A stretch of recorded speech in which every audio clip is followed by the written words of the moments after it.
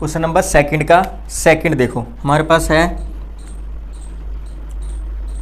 Polynomial in T variable is equal to क्या है, T 2 + t + 2t² - t³। ये हमारे पास क्या है, पॉलिनोमियल है इन टी वेरिएबल। तो एक बार हमें 0, एक बार 1 और एक बार 2 रखना है, ठीक है। तो यहाँ पे t की जगह एक बार 0 लेंगे तो देखते हैं क्या आता है। तो 2 + 0 + 2 × 0 का स्क्वायर - 0 का क्यूब, ठीक है। तो यहाँ पे क्या हो जाएगा, 2, ये 0 और ये भी 2 × 0 हो जाएगा, ये भी 0 का स्क्वायर 0 - 0 का क्यूब 0। तो कितना हो जाएगा, 2 + 0 + 0 और -0, तो ये 0 हो जाएंगे तो बचेगा कितना, 2, ठीक है। कंप्लीट है, ये 0 हो जाएगा, ये भी 0 हो जाएगा और ये 0 है, ठीक है। तो 2 हो जाएगा। ये कब, जब हम p = 1 0 रखेंगे। अब p = 1 t = 1 रख के देखते हैं क्या आता है। तो हमारे पास यहाँ पे 1 रखेंगे तो 2 + 1 + 2 1 का स्क्वायर - 1 का क्यूब, ठीक है। तो यहाँ पे 2 + 1 प्लस, देखो 1 का स्क्वायर पहले 1 करेंगे तो 2 × 1 और -1 का क्यूब 1 ही होता है। तो यहाँ पे 2 + 1 + 2 - 1, देखो एक माइनस से एक माइनस कैंसिल, तो 2 और 2 मिलके 4। आप सॉल्व कैसे भी कर सकते हो, ठीक है, आंसर सेम आएगा। पहले चाहे आप ऐड करो चाहे सब्ट्रैक्ट करो यहाँ पे, ठीक है। तो यहाँ पे p = यानी t की जगह हम 2 रखते हैं, देखते हैं क्या आता है। तो यहाँ पे 2 + 2 t की जगह 2 रख दिया स्क्वायर -2 का क्यूब, ठीक है। तो यहाँ पे क्या हो गया, 2, यहाँ पे भी 2, यहाँ पे 2 × 2 = 4, 2 × 4 और 2 का क्यूब होता है 8। 2 को 3 बार लिखेंगे तो 8 आएगा, 2 × 2 × 2। तो ये हो गया 2 + 2 + 8 - 8।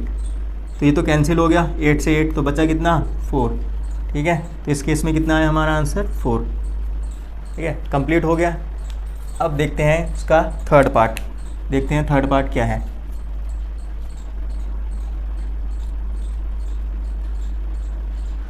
थर्ड पार्ट में हमारे पास x³, ठीक है, सिंपल ये तो है, हमारे पास x³ है, ठीक है। तो एक बार p = x³ है, ठीक है। ये हमारे पास क्वेश्चन है, अब देखते हैं इसको सॉल्व करके। तो p की जगह एक बार 0 रखेंगे तो यहाँ पे x का क्यूब यानी 0 का क्यूब तो कितना होगा, 0 होगा। अब p यानी रखते हैं 1, तो 1 का क्यूब कितना होगा, 1 ही होगा, तो यहाँ पे भी 1 ही आ जाएगा। और 2 रखेंगे तो यहाँ पे 2 का क्यूब कितना हो जाएगा, 8 हो जाएगा, ठीक है। 2 का क्यूब 8 होगा, कैसे होगा, 2 × 2 × 2, तो कितना हो जाएगा, ये 8 हो जाएगा, ठीक है। तो ये हमारा थर्ड पार्ट था। अब देखो करते हैं कौन सा, फोर्थ पार्ट। फोर्थ पार्ट देखो क्या है, px = x - 1 और x + 1, ठीक है। ये हमारे पास क्या है, पॉलिनोमियल है x वेरिएबल में, तो इसमें वैल्यू रखते हैं। एक बार p = 0 रखते हैं तो देखते हैं क्या आता है, यानी x = 0। तो यहाँ पे 0 - 1 और ये 0 + 1, ठीक है। तो यहाँ पे 0 - 1 -1 और 0 + 1 1 रहेगा। इसको मल्टीप्लाई करेंगे, -1 × 1 कितना हो गया, -1। तो आंसर कितना आ जाएगा, -1। कब, जब हम क्या p = 0 रखेंगे, ठीक है। अब p = अगर 1 रखते हैं तो देखते हैं क्या आता है। तो यहाँ पे 1 - 1 हो जाएगा और ये कितना हो जाएगा, 1 + 1, तो कितना हो जाएगा, 1 - 1 0 और 1 + 2 = 0। यहाँ पे 0 × 2 करेंगे तो यहाँ पे 0 आंसर आ जाएगा, ठीक है। तो 1 रखेंगे तो 0 आएगा, ठीक है। अब देखते हैं इसका थर्ड पार्ट, इधर कर देता हूँ थर्ड पार्ट, देखो थर्ड पार्ट इधर कर देता हूँ। तो हमारे पास p = कितना रखना है, हमें 2 रखना है। फिर देखते हैं, तो 2 - 1 और 2 + 1, तो 2 - 1 = 1 और ये कितना हो जाएगा, 3। तो यहाँ पे 1 × 3 = 3।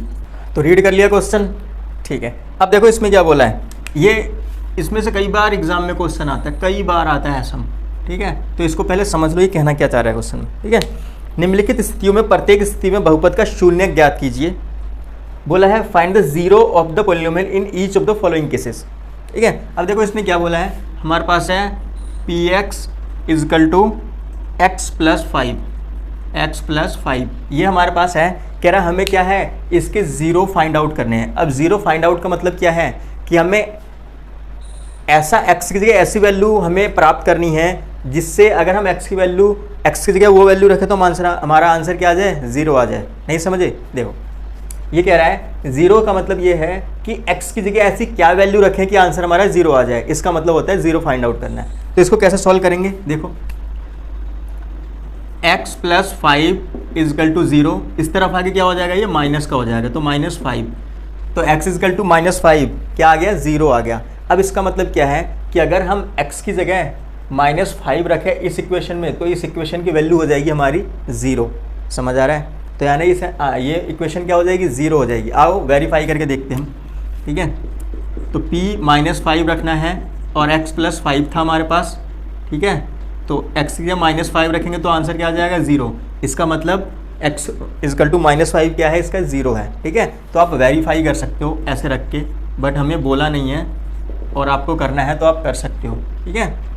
बाकी हम यहीं तक करेंगे सॉल्व, ठीक है। समझ आ रहा है कि 0 का मतलब क्या है कि जो हमारा आंसर आएगा उस आंसर को आप फिर से इसमें पुट करके देखो, अगर आंसर हमारा 0 आ रहा है तो वो उसका 0 है, अदरवाइज़ नहीं है, ठीक है। तो इसने कहा हमें ज़ीरोस फाइंड आउट करने हैं, ठीक है। अब हमारे पास है पी एक्स, जो सेकंड पार्ट है, P X is equal to X minus, कहाँ गया, -5। तो यहाँ पे x -5 इजकल टू 0, तो x इजकल टू 5 आ जाएगा, तो ये हमारा आंसर हो जाएगा, ठीक है। इस तरफ आगे ये प्लस हो जाएगा, ठीक है। ये आपने ऑलरेडी 7th में किए हुए हैं, 7th। तो थर्ड में देखो P X is equal to 2x plus 5 है, P X is equal to 2x plus 5।